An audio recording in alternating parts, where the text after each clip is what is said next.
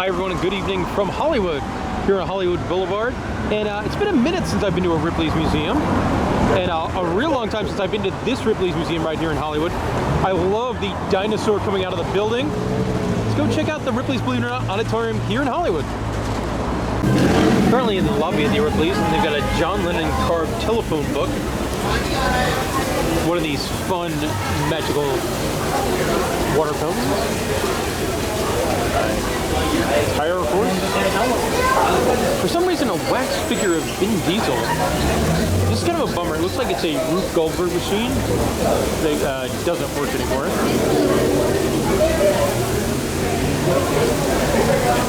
More fun stuff over here, including Robert Ripley himself as an Oscar.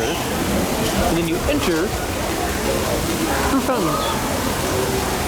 And I have ventured under the fountain into the museum, greeted by Robert Wadlow, the world's tallest man, who's actually an animatronic. It's actually really, really cool. He'll sit up, he'll move his head, and he'll sit down.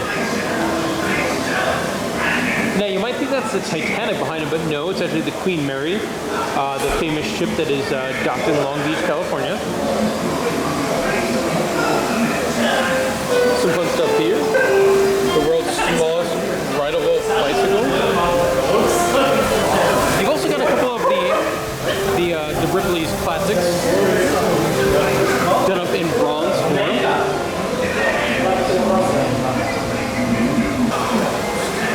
Robert Wadlow has sat down, and I can turn around and show you the airsoft ball Angelina Jolie, and then a couple of footprints from the famous Chinese theater, obviously not displayed anymore. As Waldo goes to stand up again.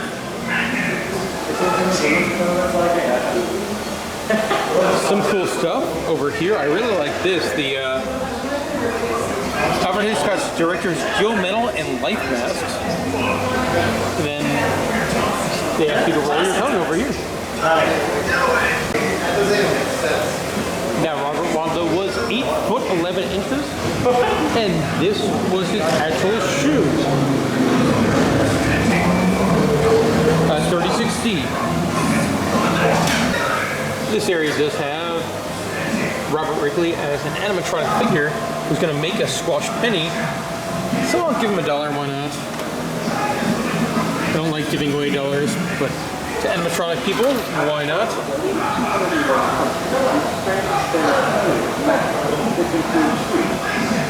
You really can't hear him, but I think I'm going to go with that one because it has the dinosaur in the roof.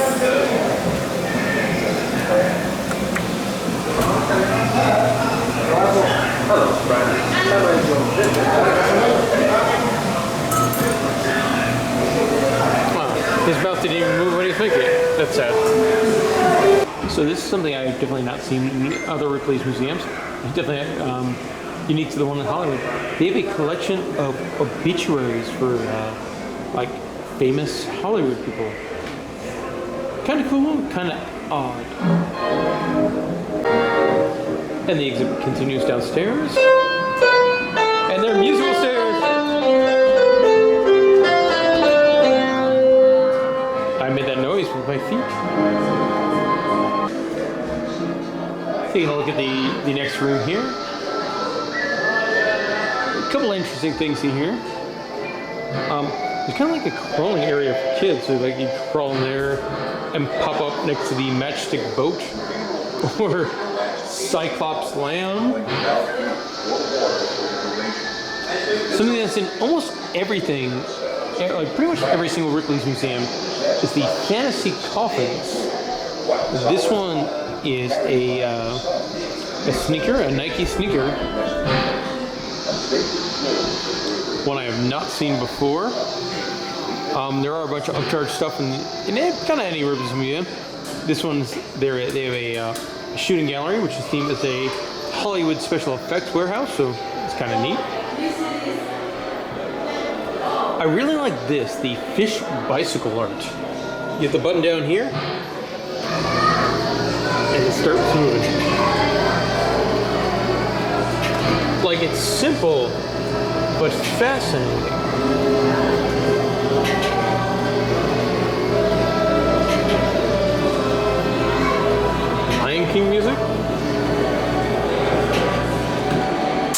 The next room is the Ripley's warehouse. It's a house built out of matchsticks. Spinning around is the New Guinea carved skull.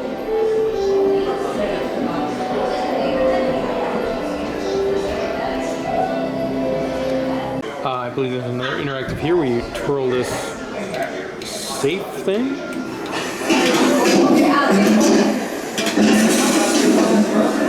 Lee's combat movements were at times too fast to be captured on film at 24 frames per second.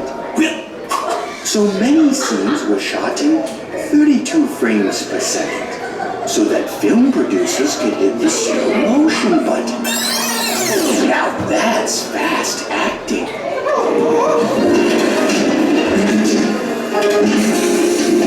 And there's a couple different ones.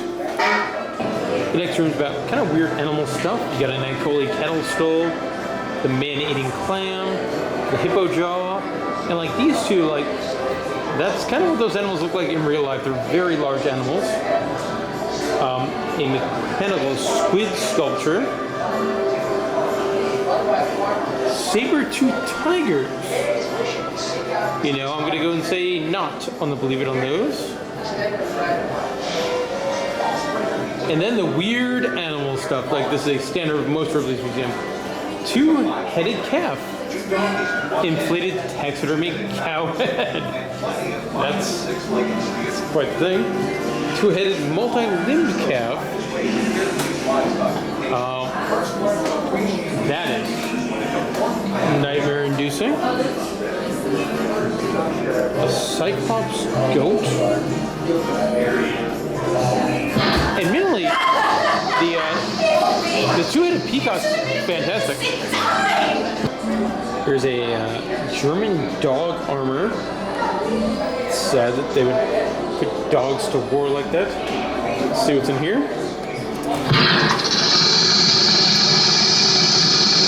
A fake snake. It's fake snake.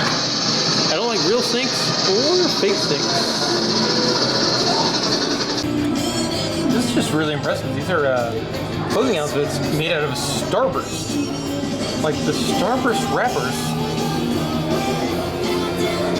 You've got puzzle piece portraits of George Burns and Sophia Loren.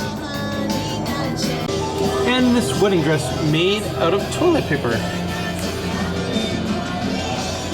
And I believe we made it to the Star Wars room. So you got a bunch of famous Star Wars creatures made out of like random junk metal. Two Darth Vaders, C-3PO and R2. Millennium Falcon.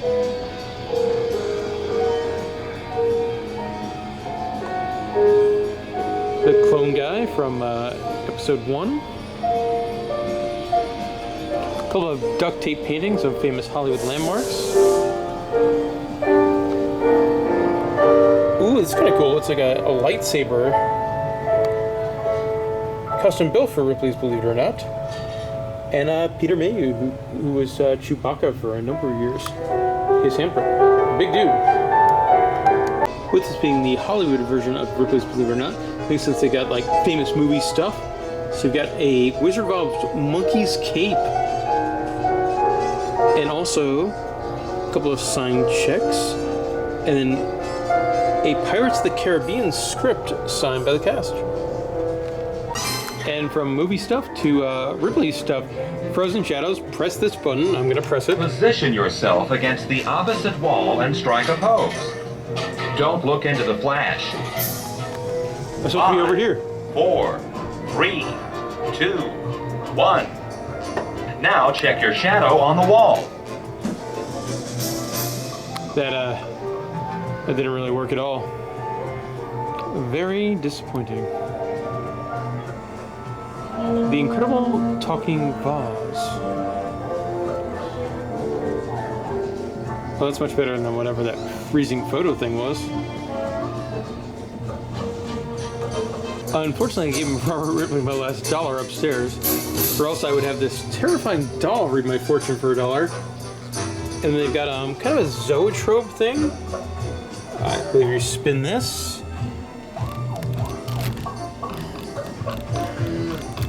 an effect I'm not sure will happen on camera or not. In real life, it's pretty cool. Then we move on to a fake Hogwarts sorting hat. I'm sorry, a magic hat. Who would do something if I gave him $1? Or you could buy some Ripley's medallions. I was kind of annoyed when they do like upcharge stuff after you've already paid, $20 to get in here. For the admission today, I did pay $46, but they got me into Ripley's and Madame Tussauds. Except Grandma's. Come on over and say hi. Nope.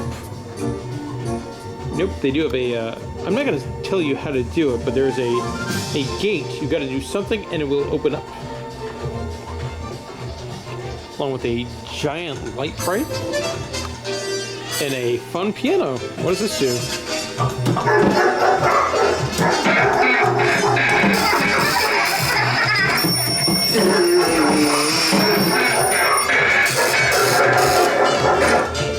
Bunch of shenanigans. Now, I've been to a lot of Ripley's museums, so you get to see some of the same characters again and again. A lot of times presented in wax form like this. Although here it is an award show, which makes sense for Hollywood. You got the mule-faced woman, the lighthouse man, the Gurner,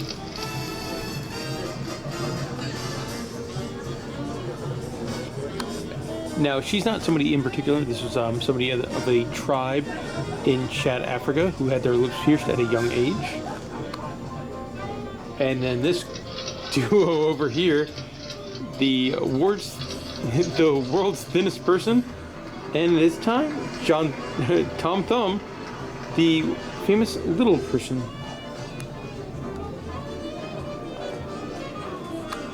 And then we've got the lizard man, and I believe the vampire woman. As we continue on, the paparazzi took pictures of me. That's wonderful. The double-eyed person, and then the world's heaviest man. It's kind of a cool way to present what has been shown in a lot of Ripley's museums. In the next room, we do have some more Hollywood merchandise, some Betty Boop stuff, and any interactive is fun. You push a button and the neon sign lights up. Some Superman stuff as well. The cape is very cool. That is Christopher Reeve's Superman cape. And then spinning around, you do have Dean Cain's Superman outfit from Lois and Clark. I believe Dean Cain, the actor, did host a Ripley's Believe It or Not TV show for a while. Also, I like anything that spins around. That's fun times. Here is a giant thing. This is a matchstick recreation of Lord of the Rings. Now, I am not the biggest fan of Lord of the Rings.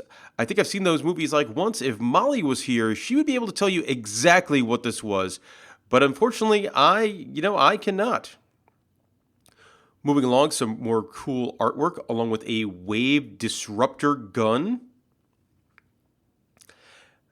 I do love the wacky artwork in Ripley's Believe It or Not. You do have a heavy metal Incredible Hulk looking very, very green. And then check out the Terminator. This thing was actually my favorite thing in the entire Ripley's museum. It's the Terminator, but he's got pop culture references all over him. The Mummy, The Simpsons, Mickey Mouse, Dracula. Let's see, there's a gremlin on the shoulder. Superman. On the back is Rocky Balboa. Shrek. Shrek looks fantastic. Even got some Star Wars stuff up there. Jaws is on the other shoulder. E.T. E.T. is looking a little weird. Right below Frankenstein. Some more mummy stuff. You can see his weird arm. That's a weird looking arm. There's some Harry Potter. Oh, this is really, really something else. Davy Jones from Pirates of the Caribbean. Gladiator on the butt area. Interesting location for Gladiator. There's Avatar on the leg. This is just so cool. Clash of the Titans is on the other butt cheek. You've got The Shining on the leg. Oh, on the crotch is a giant pirate ship. Indiana Jones, Harry Potter. This is just so much fun. I really do enjoy this. I don't know who had the idea of making a Terminator out of different things of pop culture, but good for you. That is, I think, the Wizard of Oz down there on the lower leg. You know, I wish I could have counted. Oh, Back to the Future's on the foot. I wish I could have counted just how many references were on the Terminator here. But it's something you could see at the museum for quite some time. So cool. Made our way back upstairs. For like 5 minutes on the carpet. And they have the Marilyn Monroe dress that's saying, "Happy birthday, Mr. President." And just, I get how special it is to like talk Heading about into the myself vault. in comparison. Lots of Marilyn Monroe stuff here in the vault. Let's see, can I grab the ruby?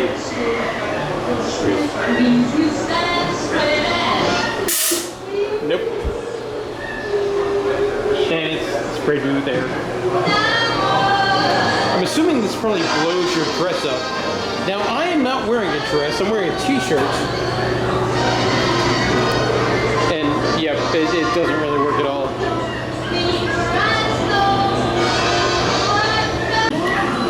The next room here at Ripley's is done up as a kind of a tropical jungle environment with fake Indiana Jones on top. Long little waterfall, that's cool. Now I believe every single Ripley's needs to have a genuine shrunken head, and this one is no exception. You can see it spinning around right there. But this one does have a flashing button, so can't say no to a flashing button.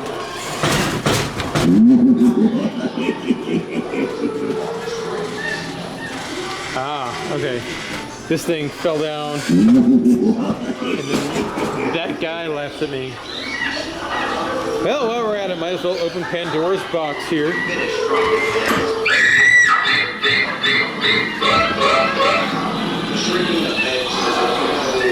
While we're at it, might as well eat some bugs. Nope, I am definitely not spending money to eat bugs. The next room is kind of a Hollywood room with lots of Michael Jackson stuff. Got a candy portrait of Michael Jackson, as well as Michael Jackson's Thriller fangs. Some memorabilia where the Michael Jackson played the halftime show. And then that is not Bubbles the Chimp, but it is his tour jacket that the real Bubbles wore during the Bad tour. Behind glass here is a chicken wire sculpture of Mick Jagger. Alright, I'm gonna wander past it. Oh, this is very trippy of different me's. And there we go, that is the end of the Ripley's Museum. I saw definitely not one of the best Ripley's museums, but I still had a good time. Got any questions? Let me know in the comment section below. Thanks for watching.